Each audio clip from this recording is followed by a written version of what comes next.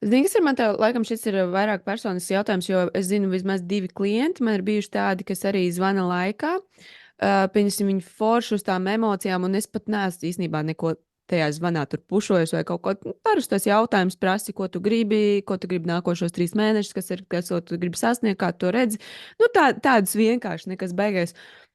Un viņi ir parakstījušies uzreiz, jā, vai uzreiz samaksā, bet pēc mēneša viņi nolec nost. Un tas ir, es vismaz personīgi, man liekas, tas ir tāpēc, ka viņi tajā zvana laikā uz tām emocijām. To, ko tu teici, mēs runājam, viņam liekas ritīgi, viss reāli, krūti, reāli forši, viss darīšu, ja, bet, nu, viņš kaut kādā brīdī tās emocijas noplok, un viņš saprot, ka tā darīšana ir, nu, grūtāka, ka Jā. tas nav tikai tā, ka tā kā mēs te runājām Zoomā, kā mēs tagad ar tevi runājam, parunājam, aiztaisam cietu, viņš automātiski mums nopublicēs visu forši. Ja? Nu, ka tas ir grūtāks darbs ar sevi. Un es savā ziņā. Nevis kā, nu, kaut kāda daļa manī bija uzreiz, zin, kā tā vainot sevi, ka es slikti es esmu slikts mentors, bet pēc tam es pamanīju, ka tas ir tie bija 2 cilvēki, un viņi, nu, līdzīgi, tur bija daudz lietas tādas līdzīgas par to, ka tieši par to, nu, darīšanas, kad uz emocijām, let's go, un tad, kad ieslēdzās tāds grūtāks, viņi netiek tam cauri, un tad viņiem ir, jā, labi, viss nē. Jā. Bet kas ir tas, ko es nezinu, varbūt tu man vari uzdot kaut kādus jautājumus vai pakomentēt par šo, ko es varu citādāk darīt, vai arī man jau sākumā, pieņemsim, viņus ir kaut kā sazemēt, nomierināt un saprast, un lai viņiem nav šis emocionāls lēmums. Jo, un es gribu, labi, mēs varam uz emocijām, jā, jo es pat arī zinu, ka es esmu pateikusi kādreiz savā dzīvē uz emocijām, jā, un pēc tam rūkti nožēlojusi. Un es vairs tā Jā. nekad nedaru, bet es esmu to iemācījusies, jo es zinu sekas tam ļoti labi. Un, jā, varbūt ir kaut kas tāds, ko es nezinu, tu vari vai ieteikt, vai paprasīt, vai pašķitināt šo. Jā. Nu, šitais ir tāds ritīgi īstenībā baigi grūti to izvērtēt. Ir tāpēc, ka tiešām citreiz ir tā, ka tu tā zvana laikā cilvēks tev pasaka, jā, un man ir bijuši ļoti daudz klientu, kuriem es pārdodu 2 reizes. Jā.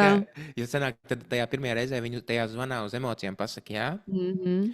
Tad paiet kaut kādas 2-3 dienas. Iedomājieties, tas cilvēks vienkārši te pasakā, vai mums strādājam, aiziet mājās, sāk domāt, viss nosēžas, sākās racionālais izstāsts, tur varbūt tas vīram, sievai, draudzenei un tā tālāk. Viņi neko par to nezina, cik tas tev ir svarīgi. Un sākās viss šis kāpēc tik dārgi, bla, bla, bla, viss pārējais vienkārši. Un tas cilvēks vienkārši sāk taisīt, viņš sāk sev, pirmkārt, viņam pašam ir iekšējs konflikts ar to, ka viņam reāli būs jāmainās. Mhm. Tas ir viens, ar ko viņam jācīnās. Un otrs, viņam vēl jācīnās ar ārējiem konfliktiem, kas ir cilvēki apkārt, kuriem viņš ir izstāstījis. Un tie arī droši vien Jā. ir līdzīgi tādi paši kā viņš vai ne? Un viņi negrib, lai tas cilvēks mainās. Piemēram, tajā pašā coachingā. Jā, jā. Un tajā brīdī vienkārši man ir bijis tā, ka tur suns slims, ja tur jāved pie vetārsta sievai, tur kaut kas atkal noticis. Viņi visi kaut kādas atmaskas. Tāpēc tu otrdienu nebija uz to podkāstu, ja tev bija kaķis slims, jā? Jā. Tas ļoti labi strādā. Es zinu, cik labi tas strādā no sērijas. Bet tiešām viņi nāk vienkārši atpakaļ ar visādām atmaskām. Bet tā otrā saruna parasti nav tā, ka es saku, nē, tas nav iespējams un tā tālāk. Man jau nav jēgas viņam vienkārši pateikt, nē, mēs to nevaram izdarīt. Viņš nekad neies cauri tai programmai vai ar mani nestrādās tā, kad viņš pats būtu pieņēmis lēmumu strādāt. Jā. Tad būtu tā neētiskā pārdošana vienkārši, nē, mēs nevaram atgriezt naudu. Tev ir jādara tas, ko mēs sarunājām. Un tad viņš ar sakostiem zobiem, tur nezinu, pieņemsim, tavā tajā programmā, ja tur mocīsies 2 mēnešus. Protams, ka tur nebūs nekāds rezultāts, jo viņš negrib to darīt vienkārši. Un tad ir vienkārši jāsēžās vēlreiz, vai aprunājamies, sēžās atkal tur Zoom zvanā vai tiekās vai pa telefonu. Visi vienkārši runā. Ok, stāst, ko es varbūt tās neizdarīju, kas pietrūk no tā viss, ko mēs runājām.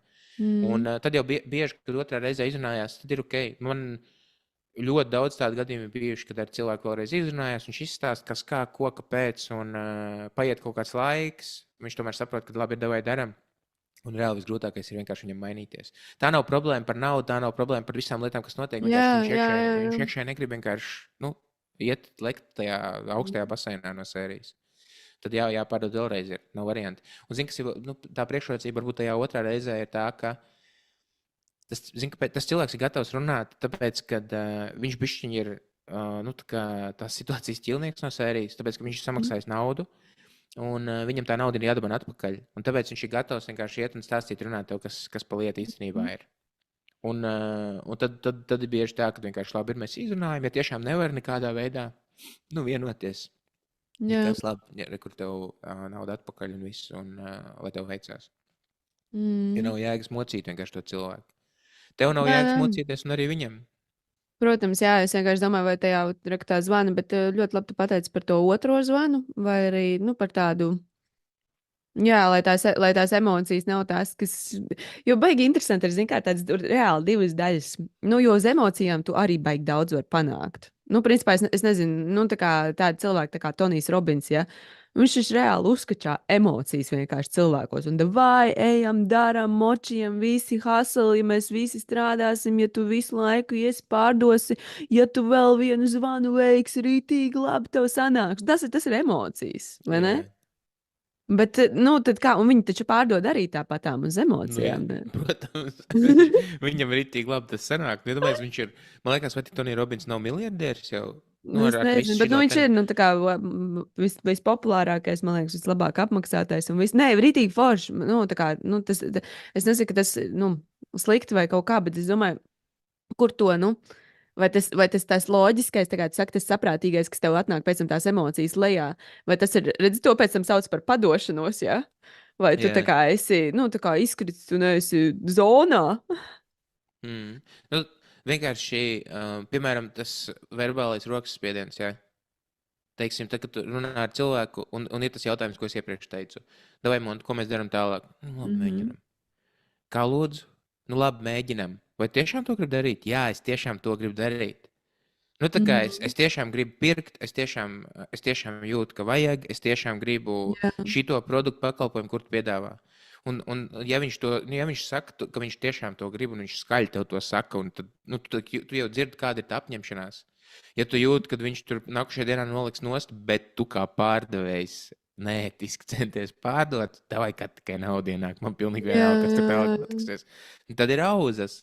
Bet, ja tev tiešām interesē, vai tas cilvēks ir apņēmies nu, reāli risināt to problēmu, kur tu vari atrisināt, ne jau tik problēmas risinājums nav vienkārši iegrūst cilvēkam kaut kādu produktu tur rokās.